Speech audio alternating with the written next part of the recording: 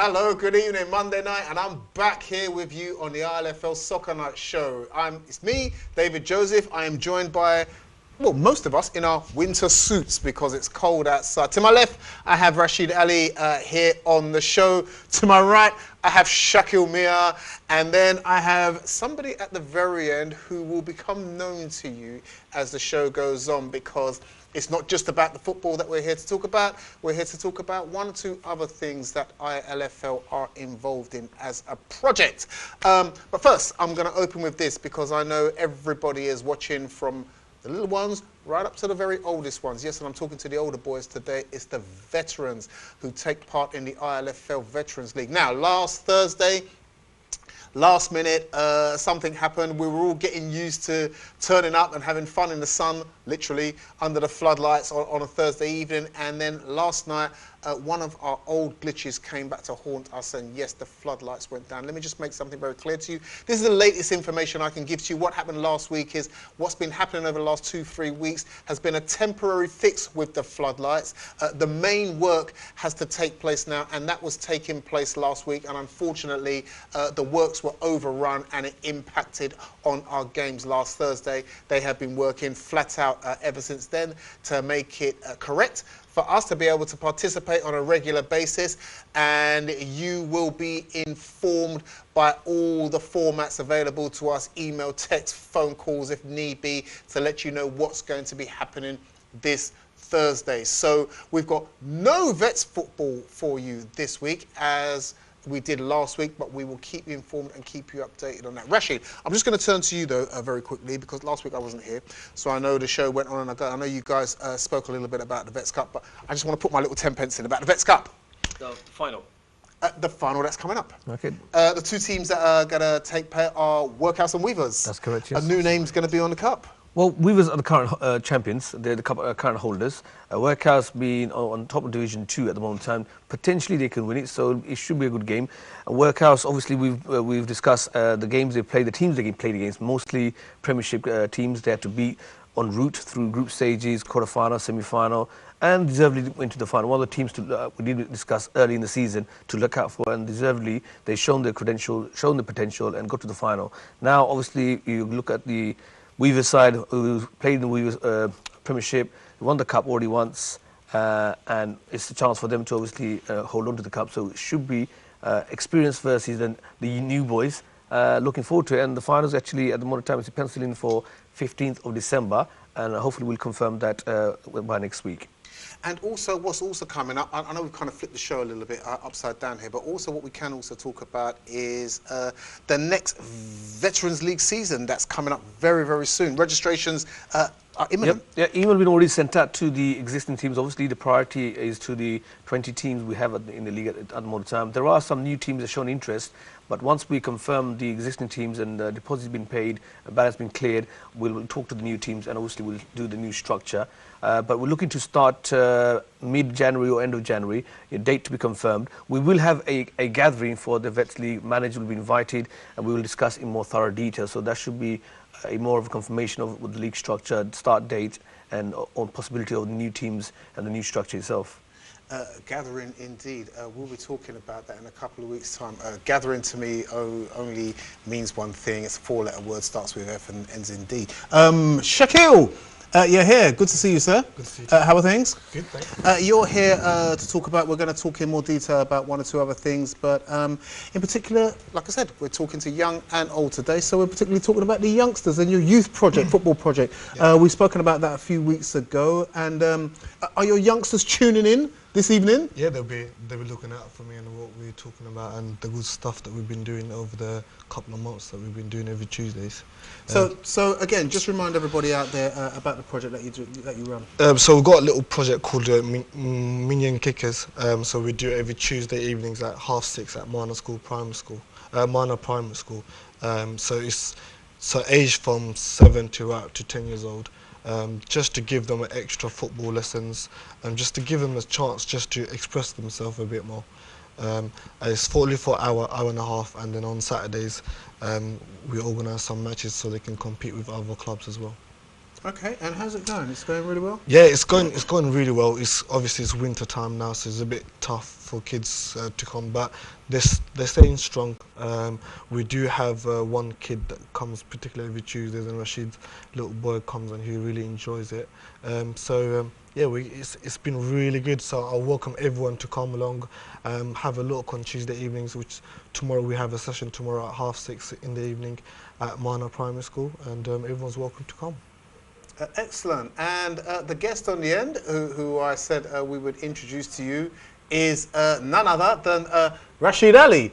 Yeah, he looks like this. I don't know whether this is in 10 years' time or this was 10 years ago. But anyway, Rashid, good to have you on the show this evening. Thank you for having me.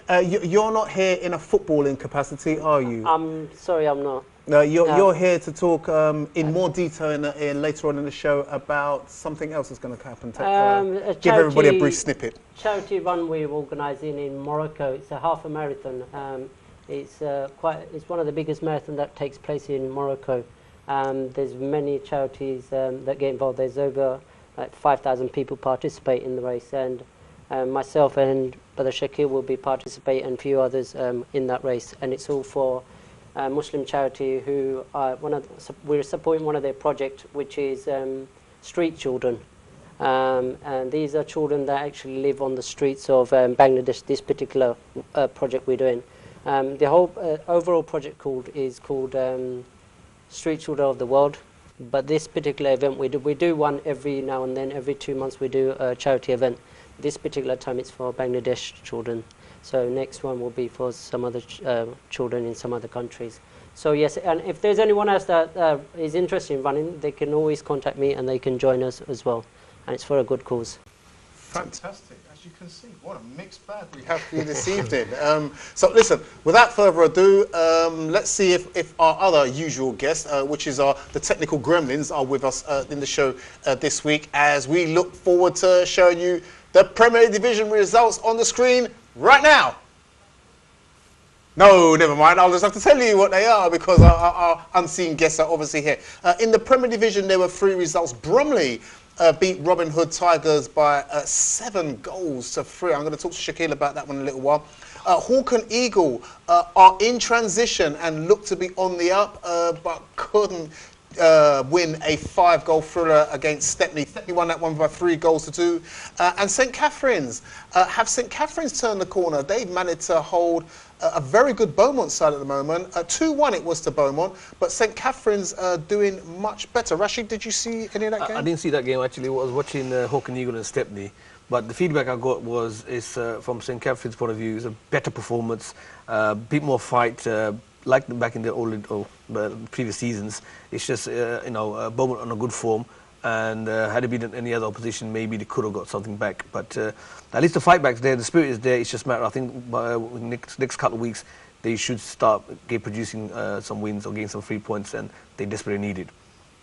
Indeed, and I'm going to turn to you regarding Bromley. Bromley look very solid now, look like they mean business. I know a couple of weeks back they didn't have such a good result against Ace. Probably thought they should have done better, but a good cup game and now a good league victory. Yeah, I wouldn't say solid, I would just say good. Last week was a good result against Stepney in the cup game. They scored quite a good big margin against them. So yeah, and another week, another good result, lots of goals, but we're conceding silly goals, and that's the problem there. But I wouldn't say slowly. I guess it's just a matter of time. A matter of time indeed.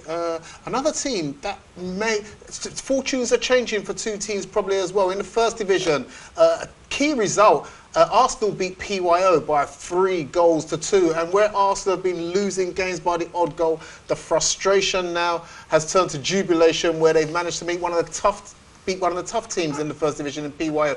PYO must be looking at themselves and wondering what's happened to their season all of a sudden.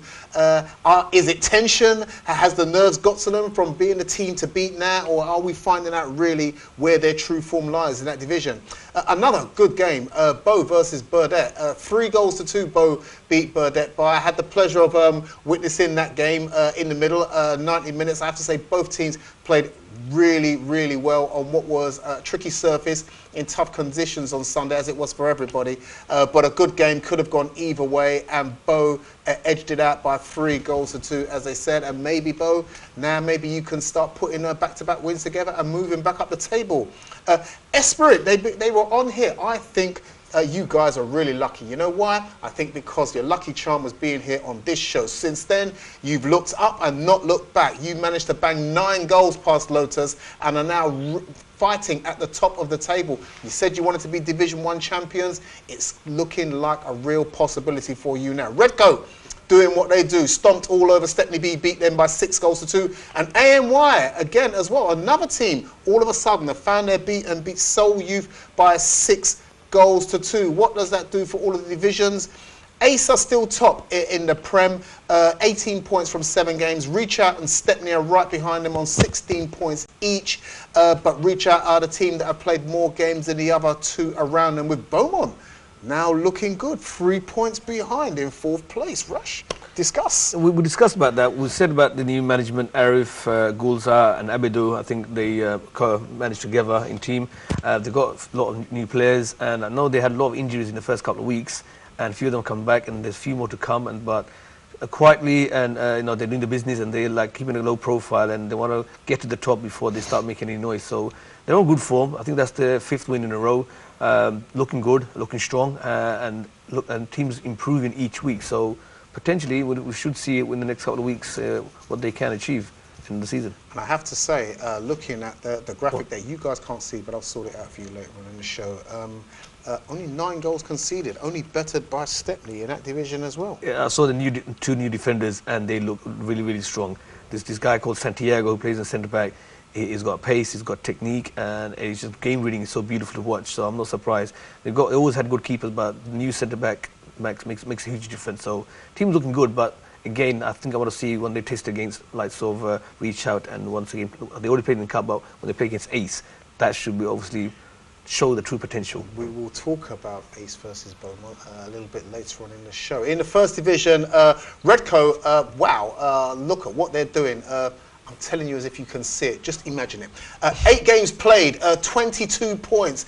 They are 7 points clear of the team behind them, who are Seoul Youth. And 8 games in, who thought that's what it was going to be? Esprit are then 3rd with 13 points. And then also equally on 13 points are PYO, who started the season, raced into the lead, couldn't be caught by anybody, and now they can't buy a win. And now they're in 4th place and 9 points behind the leaders. I think the 1st division is going to be a real mix-up and a real ding-dong battle once we come past the Christmas break and move into the winter session, where all the teams seem to struggle, and we get some very topsy-turvy results, and it's who can survive in the winter the best.